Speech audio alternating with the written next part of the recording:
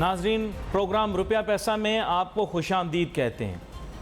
Programme के अंदर बहुत ही कम दफ़ा इस तरह होता है कि मैं आगाज़ में तमहीद में सियासत पर बात करूं, क्योंकि हमारा प्रोग्राम बिज़नेस पर होता है, इसलिए मैं बड़ी ऑब्जेक्टिवली बात करता हूं। ना किसी की तरफदारी, न पसंद नापसंद, कौन अच्छा लगता है, किसका सियासी नज़रिया सही है, इस पर बात कम करें, बल्कि सियासी हालात और सियासी हालात के मुस्तकबिल पे बात कर लें, है ना। ये बड़ा अहम है कि ऑब्जेक्टिवली सोचें कि मुल्क में हो क्या रहा है और आगे क्या होगा। देखिए, मुल्क में तो इस वक्त तसादुम की सी कैफियत है, सियासी माहौल बिल्कुल गर्मा गर्म हो रहा है और इसके ठंडे कोई इम्कानात दिखाई नहीं दे रहे। यानी अगर मुल्क में सियासी अदम इस्तेहकाम देखना हो तो आज की तारीख में देखा जा सकता है। चलें, ऑब्जेक्टिवली मैं आपको बताता हूँ, मुझे बाकियों का नहीं पता, लेकिन मेरे प्रोग्राम तो ऐसे लोग ही देखते हैं जो मुल्क के फैसले कर रहे हैं दुनियावी तौर पर, MNA, MPA, सेनेटर, है ना, chief minister, prime minister, president, इसी तरह के लोग देखते हैं। फ़ौज में भी सीनियर हाई रैंकिंग लोग ही मेरा प्रोग्राम देखते हैं, क्योंकि उसका मतन, इसके अंदर मौजूद जो जुज़ हैं हमारी प्रोग्राम के या जो कंटेंट है, वो तो सिर्फ वही देख सकते हैं, उन्हीं को ही समझ में आएगा। मुल्क की सियासत में सबसे अहम चीज़ ये है कि सियासतदान जो होता है ना, वो एक पतंग की मानंद होता है, कोई तमसील निगारी नहीं कर रहा। हाथ में हो तो उसकी कोई उड़ान नहीं, लेकिन सियासतदान भी जब हवा के अंदर उसे उड़ा दिया जाए। आपने कभी पतंग उड़ाई है? पतंग के लिए क्या होता है कि एक शख्स थोड़े फासले तक लेकर जाता है पतंग को, दूसरा डोरी हाथ में पकड़ता है, फिर पतंग हवा में। जब पतंग हवा में चली जाती है तो फिर हवा का रुख ये फैसला करता है कि पतंग ने कहां जाना है। पतंगबाज चाहे कितना भी हुनरमंद हो, पतंग नुमा सियासतदान कभी ना कभी हाथ से निकल भी जाता है। और ऐसा भी होता है कि कभी कभार कोई पतंग को काट देता है, फिर वो हवा में उड़ती है। तो ये सियासत देखें इस तरह की है। पतंग उड़ाने वाला ये तस्वर कर रहा होता है कि पतंग मेरे काबू में है, लेकिन दरअसल पतंग हवा में जब मुअल्लक हो या हवा के ज़ोर पर चल रही हो तो फिर उसके काबू से आहिस्ता आहिस्ता बाहर निकलती है, फिर वो खींचता है। कभी हवा का ज़ोर खुद ब खुद उसे तोड़ देता है, कभी कभार कोई पतंग को काट देता है और कभी कभी कोई किसी और की पतंग को भी काट देता है। देखें, ये मैं बड़ी अहम बात आपसे कर रहा हूँ। हमारे यहाँ सियासतदान बनाए जाते हैं टेस्ट ट्यूब में, तकरीबन सारे ही सियासतदान टेस्ट ट्यूब में तैयार किए जाते हैं।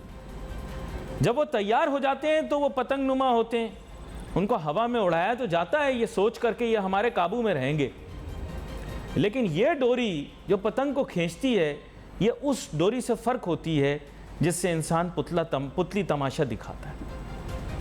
ये सियासतदान जब हवा में उड़ना शुरू कर देते हैं, फिर ये पतंगबाज को भूल जाते हैं, फिर ये अपना रुख हवा के साथ मोड़ते हैं। यही यहाँ पर हुआ।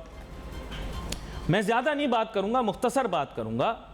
इमरान खान साहब का भी ये हुआ कि जब इमरान खान साहब को लाया गया, इमरान खान साहब का 12 अक्टूबर 2011 का जलसा हुआ, उसके उस वक्त पर तो शायद इमरान खान साहब दूसरों की बैसाखियों का सहारा लेकर ऊपर आते चले गए, लेकिन आज वो एक पतंग की मानिंद हवा में उड़ चुके हैं और अब पतंग कट भी जाए तो हवा का जोर उसको कभी यहाँ या वहाँ ले जाएगा।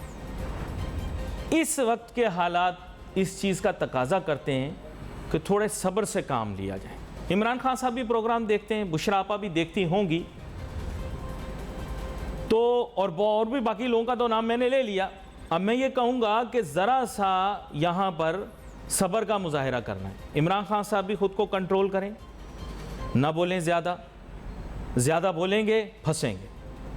पंजाब उनको दे दिया गया है, दिलवा दिया गया है, तो अब इसके माने ये हैं कि अब पंजाब में अपने आप को मुस्तहकम करके मामलात को कंट्रोल करें, ज़्यादा ना बोलें, क्योंकि मामलात ख़राब होंगे तो उनके लिए सियासी तौर पर नुकसान है।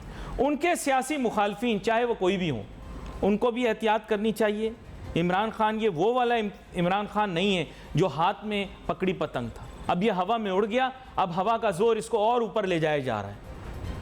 अब यहाँ पर दोनों तरफ से अगर सब्र और तहम्मुल का मुजाहरा किया जाए तो मामला, देखिए हमें पाकिस्तान का सोचना प्लीज़, आपको किसकी शक्ल अच्छी लगती है इससे मुझे कोई गर्ज नहीं। अगर आपने पाकिस्तान को एक मजबूत मुल्क देखना है तो आपको इदारों को भी मजबूत देखना है, और उन्हीं इदारों के अंदर सियासी जमातें भी एक अहम हिस्सा बन जाती हैं ना, क्योंकि जब पार्लियामान की बात करते हैं तो सियासी जमातों का भी अहम किरदार है। इमरान खान के अंदर अच्छी चीज़ें हैं, बहुत सारी अच्छी चीज़ें ये हैं कि जो मुल्क हमारा मसालिक के ऊपर बटा हुआ था, लिसानियत की वजह से बटा हुआ था, इसने सबको जेल करके जोड़ दिया। फिर ये कि ना तो ये कंजर्वेटिव माइंडसेट का शख्स है बहुत ज़्यादा, ना बहुत ज़्यादा लिबरल, दोनों लोग इनकी तरफ हैं। ये बेसिकली वो जड़ है, जेल है जो मजबूत हो रही है, आपस में भी जोड़ रही है। लोगों को समझ नहीं आ रही, देखें लोगों को इस्लामाबाद और जगहों पर भी समझ नहीं आ रही कि क्या वजह है, इमरान खान क्यों मशहूर हो रहा है। ये वजह उसकी शोहरत की। दूसरी बात यह है कि हमारे मुल्क के लोग जो हैं IQ लेवल उनका बहुत लो है। आप उनको जो भी चाहें मंजन बेच दें, वो चुपचाप वो मंजन खरीद लेते हैं। और सबसे ज़्यादा क्योंकि हम एक साजिशी कौम है, हम एक मतलब सॉरी मैं भी पाकिस्तानी हूँ, आई लव यू पाकिस्तान, लेकिन हम एक साजिशी कौम है, इसलिए हमें साजिश का बयानिया कभी भी बेचा जा सकता है और बिक गया।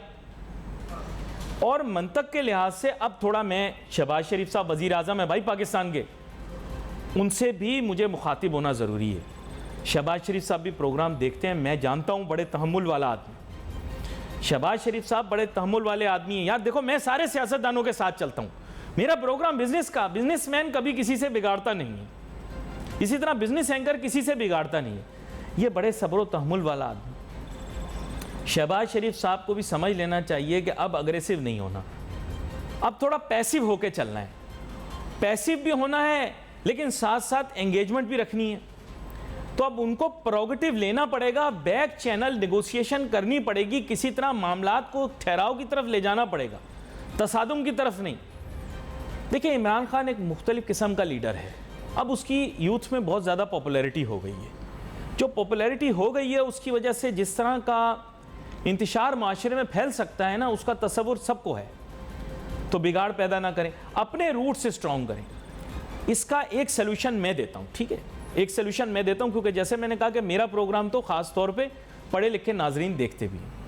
आप क्या करें, शहबाज शरीफ साहब मामला अटका दें, आप ऐलान कर दें कि हम जल्द इलेक्शन करवाना चाहते हैं, हम चाहते हैं कि इस मामले में मुज़ाकरात हों। मरियम साहिबा और नवाज शरीफ साहब पहले ही इस चीज़ पर एग्री हैं कि जल्दी इलेक्शन होने चाहिए। आपके अपने पार्टी के अंदर भी अगर कोई टकराव हो रहा है, जो दूसरे लोग उसका फ़ायदा उठा रहे हैं, मीम में से नून निकल गई, शीन निकल गई, ये सारी बातें भी चुप हो जाएंगी। आप जब ये बयानिया पेश करें कि जी मैं जल्द इलेक्शन करवाना चाह रहा हूँ, इस सिलसिले में निगोशिएशन कर लें। निगोशिएशन यानी मुज़ाकरात शुरू होंगे, इमरान खान साहब भी ठंडे हो जाएंगे और आपको भी वक्त मिल जाएगा। तकरीबन 2-3 माह खींच रहे हैं। देखें सर, चौधरी परवेज़ साहब ज़ाहिरी तौर पे तो इमरान खान साहब को वज़ीर आला की कुर्सी पर बिठा रहे हैं, लेकिन आपको पता है कि चौधरी परवेज़ साहब किसके बंदे हैं, समझ गए ना आप, वो उन्हीं के बंदे हैं। इस्लामाबाद के इर्द गिर्द जो गिरदो नवाब में बहुत सारे शहर हैं, वक्त कम है मेरे पास, तो मैं मुख्तसरन इसको क्लोज करके ब्रेक लेता हूँ। मैं बात ये करना चाह रहा हूँ कि चौधरी परवेज़ साहब जो हैं वो इस मुल्क के इदारों के साथ खड़े होंगे, इमरान खान साहब की भी बात सुनेंगे लेकिन इदारों की ज़्यादा सुनेंगे, ये मैं आपको क्लियर बात बताऊँ। तो चौधरी परवेज़ तो असम्बलियाँ तोड़ने से रहे, वो असम्बलियाँ नहीं तोड़ेंगे, इदारों के साथ बिल्कुल ठीक बना के चलेंगे, क्योंकि जो गुजरात के चौधरी हैं वो सबके साथ बना के चलें, तभी तक उनकी सियासत अभी तक चमक रही है। तो उनको पता है कि यार मनूवर करना है, यहाँ खान को भी खुश रखना है, वहाँ उनको भी खुश रखना है, तो वो तो नहीं करेंगे। देखिए आपने पंजाब में कोशिश की ना नून वालों को पकड़ने की, तो आपको चौधरी साहब ने बता दिया ना कि नहीं पकड़ सकते, आर्डर नहीं है, समझ गए ना सर आप। तो अब बेहतरीन तरीका ये, शहबाज शरीफ साहब को भी मैंने बता दिया, इमरान खान साहब को भी मैंने बता दिया, आपस में बैक चैनल कम्युनिकेशन खोलें, मुल्क की खातिर, मुल्क की खातिर बैक चैनल नेगोशिएशन खोलें। इलेक्शन का, जल्द इलेक्शन का आप जो है इंदिया दें, ऐलान नहीं, ऐलान किया तो फंस जाएंगे, तारीख देनी पड़ेगी। इंदिया दें, निगोशिएशन करें, इलेक्शन कमीशन से मालूमात करें कब जल्द इलेक्शन हो सकते हैं। जो भी इलेक्शन की डेट हो, नवंबर के बाद होगी तो हमें काबिल कबूल होगी। आगे समझ तो आप गए होंगे, नवंबर के बाद इलेक्शन ले लें। खान साहब अपनी पसंद का बंदा भी जिसने रखा उसको भी कोई फ़ायदा नहीं हुआ आज तक, समझ गए ना, अब मैं गहरी बात कर रहा हूं। जो एक उसूल और कवायद और जवाबित बने हुए हैं इस मुल्क के अंदर, उस हिसाब से चलें। बंदा आपकी पसंद का हो या किसी और की पसंद का हो, पाकिस्तान के लिए अच्छा होना चाहिए। अब आप समझ गए सर गहराई। बाकी सर रही गुलामी से कभी पाकिस्तान आज़ाद नहीं हो सकता, क्योंकि हमने डॉलर पकड़े में IMF से, झोली भरी हुई है उन पैसों से जो अरब ममालिक से हमने इकट्ठे किए हैं। तो खैरात जमा करने के पाकिस्तानी मास्टर हैं, सारी दुनिया से खैरात भी लेते हैं और फिर हम कहते हैं गैरतमंदी की बात करते हैं। तो हाँ साहब, गुलामी तो हमारी ख़त्म नहीं होती। देखें, मुस्लिम लीग नवाज़ के जो कारकुन हैं, जो सियासी वर्करान हैं, वो निस्बतन तहम्मुल मिजाज हैं, कूल माइंड लोग हैं, और वो शायद उस तरह का उनके अंदर जोश नहीं होता या जुनूनी हद तक वो नहीं चले जाते। इसी वजह से जब नवाज़ शरीफ साहब के साथ भी बहुत सारे वाक़यात पेश आए तो तहम्मुल मिजाजी का मुज़ाहरा किया और इतना ज़्यादा एहतिजाज की जानिब नहीं गए। पायदार सियासत है, रिवायती जो मामलात हैं उनको देखते आ रहे हैं, काफ़ी अरसे से हुकूमत में हैं और वक्तन फ़वक्तन मौका भी मिलता रहता है, और पंजाब की तो हुकूमत मिलती रही है, तो इसलिए रिलेटिव अमाउंट ऑफ बैलेंस है उनके जो बिहेवियर में। PTI निस्बतन नई जमात है, यहाँ पे जुनून ज़्यादा है, तहम्मुल मिजाजी की गुंजाइश कम है। तो यहाँ पर अगर इमरान खान साहब के साथ कोई भी बात होती तो रिएक्शन थोड़ा ज़्यादा देते हैं, इसलिए हमें तहम्मुल का ज़रा देखना है मामलात को। क्योंकि मैं अभी देख भी रहा था तो जनाब जावेद लतीफ़ साहब अच्छे पार्लियामेंटेरियन हैं, वज़ीर भी हैं, तो आगे चल के आप समझने की कोशिश करें कि थोड़ा सा तहम्मुल मिजाजी हो तो बेहतर है। खैर, अब मैं माशी मौजू की जानिब आऊँगा। सियासी अदम इस्तेहकाम के बावजूद सुबह में डॉलर की कदर के अंदर फिर हमने फ्लक्चुएशन देखी, समझ कुछ नहीं आई, स्टॉक मार्केट ने भी मार खाई।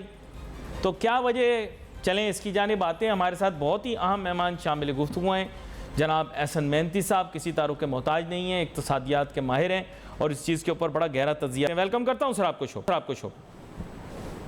Thank you sir. अगर मैं सियासी अदम इस्तेहकाम की बात करूं तो perhaps today is one of the worst days when it comes to political instability in Pakistan.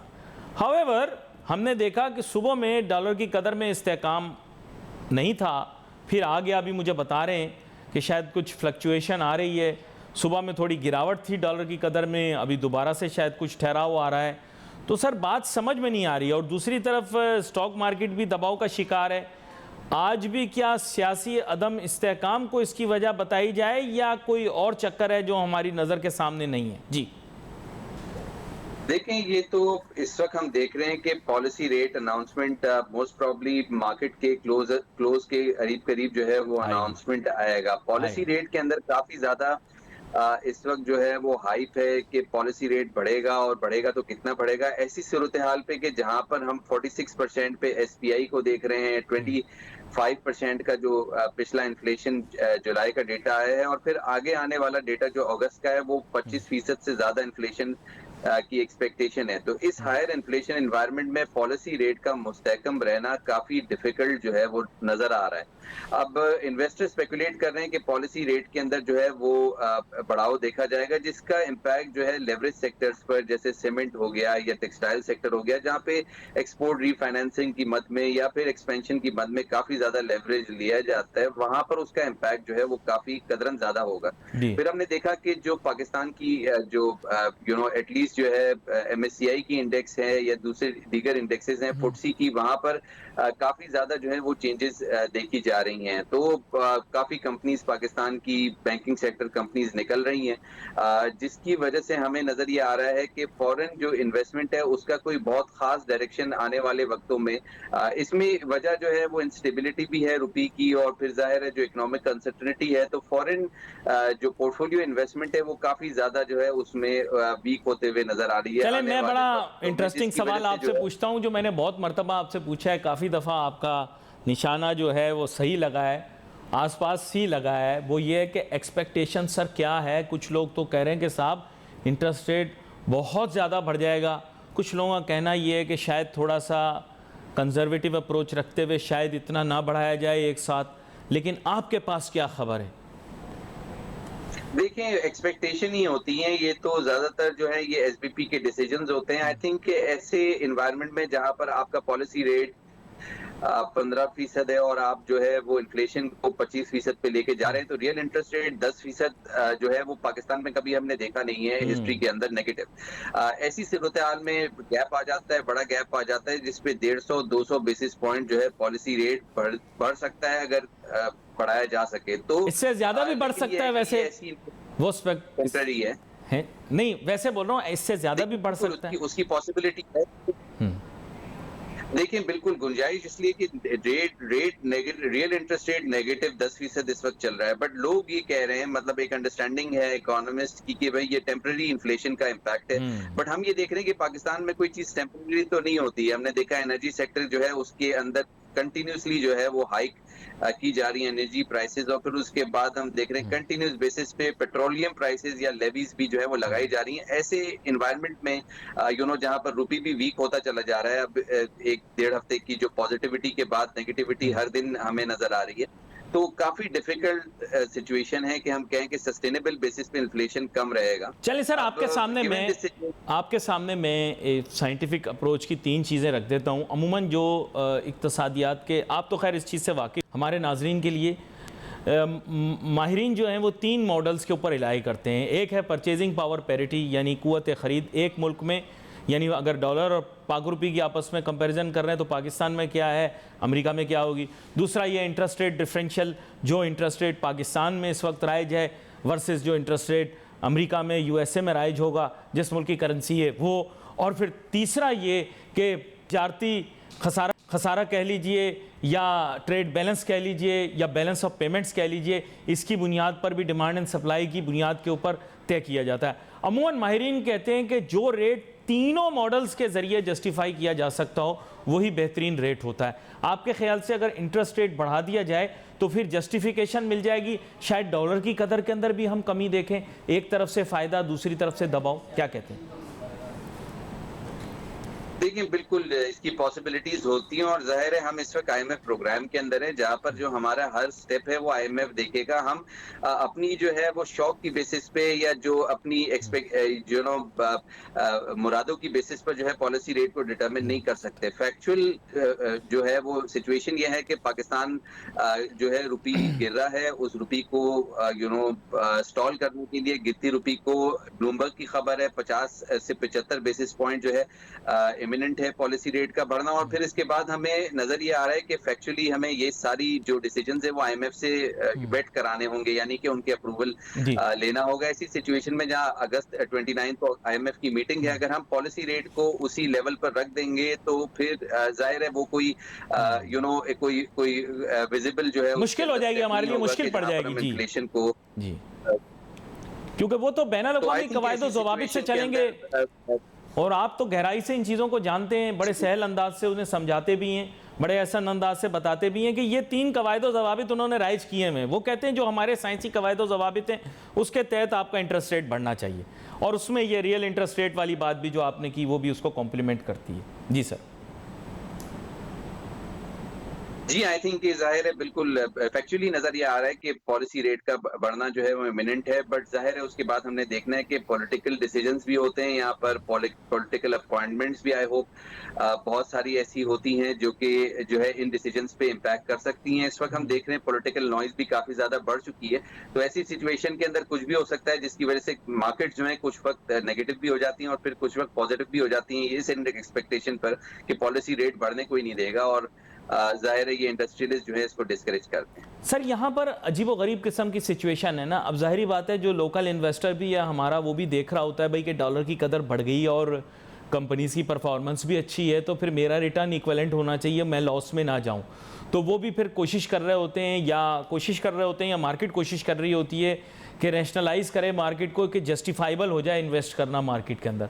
दूसरी तरफ हम देख रहे हैं इंटरेस्ट रेट वाला मामला, ये तो काफ़ी अरसे से तय था, फिर मार्केट में अचानक तेज़ी का देखना और मार्केट को इस सतह पर लाना, आपके ख्याल से क्या ये जस्टिफाइड था? और वो जो कहते हैं मार्केट ने डिस्काउंट कर लिया, तो मार्केट ने कैसे डिस्काउंट कर लिया जब डिस्काउंट रेट की अनाउंसमेंट ही नहीं आई? ये मुझे समझ में नहीं आया। देखिए बिल्कुल ये आपकी बात है, ये जो रैली हुई थी और हमने देखा 3,000 पॉइंट जो है मार्केट में बढ़े, उसकी वजह ये थी कि पाकिस्तान के जो क्रेडिट डिफॉल्ट स्वैप्स हैं, यानी कि जो पाकिस्तान के फॉरेन बॉन्ड्स हैं और उनके अंदर जो है उनकी यील्ड्स में जो है जो हम देख रहे थे 60% तक जो है वो पर चली गई थी, वो यील्ड्स कम होके 20-22% पर जो है वो आ गई हैं। और उसकी वजह ये थी कि जो फाइनेंस मिनिस्टर उनकी तरफ से कमेंट्स थे, हिंट्स थी कि जो IMF प्रोग्राम में हम चले गए वो इमिनेंट है। और आई थिंक कि अभी इस वक्त हम ट्रांच का इंतजार कर रहे हैं, बट काफी मुस्बत खबरें थी कि हमारी जो डील है सऊदी अरेबिया पैकेज भी मिल गया और UAE भी $1 बिलियन पाकिस्तान में लेकर आ रहा है कैपिटल मार्केट के अंदर। तो आई थिंक कि इनको प्रैक्टिकली हमें देखना चाहिए कि ये $1 बिलियन जो है 270 अरब रुपए या 240 अरब रुपए होते हैं। ये कैपिटल मार्केट के अंदर अगर ये कहीं से भी आ जाए तो कैपिटल मार्केट जो है 60-70,000 पॉइंट पे भी नहीं रुकेगी। तो आई थिंक कि इसको प्रैक्टिकली जो है वो हमें देखना है कि इस पैसे को कैपिटल मार्केट में लेकर आना है ताकि सेंटिमेंट जो जिसकी वजह से मार्केट तेजी की तरफ गई थी वो सेंटिमेंट जो है बरकरार रह सके। बड़ी अहम बात आप कर रहे थे और बड़ी अहम चीज़ों के ऊपर आपने रोशनी भी डाली। आपका बहुत शुक्रिया एहसन मेहनती साहब, आप शो में हमारे साथ शामिल हुए। नाजरीन, ये कुछ ऐसे नुकात थे जिनके ऊपर बात करना बहुत ज़रूरी थी। मॉनेटरी पॉलिसी एक्सपेक्टेशन है, लोगों की अपनी अपनी राय है, ताम ये है कि दबाव बहुत ज़्यादा। मैंने आप लोगों को बताया, मुख्तसरन बताऊंगा, मुझे बताया जा रहा है मेरे पास थोड़ा ही टाइम है, तो मैं आपको बता दूं कि बैनुल-अक़वामी सतह के ऊपर जो उसूल, कवायद व ज़वाबित हैं वो इन 3 नुकात के ऊपर डिपेंड करते हैं। किस पे? क़ुव्वत ख़रीद यानी परचेजिंग पावर पैरिटी की बुनियाद के ऊपर ये डिसाइड होगा कि डॉलर महंगा या सस्ता होगा।